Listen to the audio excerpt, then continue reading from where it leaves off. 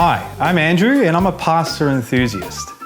As a pasta enthusiast, I know how much better homemade pasta is than your regular bought pasta. Every time I have eaten freshly made pasta, I felt fantastic. I'm going to teach you how to make pasta from home. This is going to be a wholesome experience. This is pasta that is so much better for you.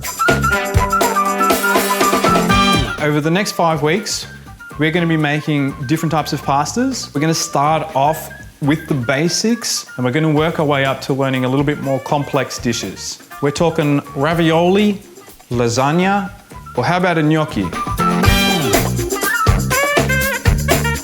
We're going to start off by making spaghetti. The ingredients that you'll need: plain flour and eggs. Use 1 egg per person as a gauge. We're going to make enough pasta for 3 people. So the equipment you'll need is a pasta making machine. If you haven't got one of those, you could do this the old-fashioned way with a rolling pin, but that'll take a bit longer. We're only going to be making pasta this week, so if you've got a favorite sauce to go along with spaghetti, just bring that.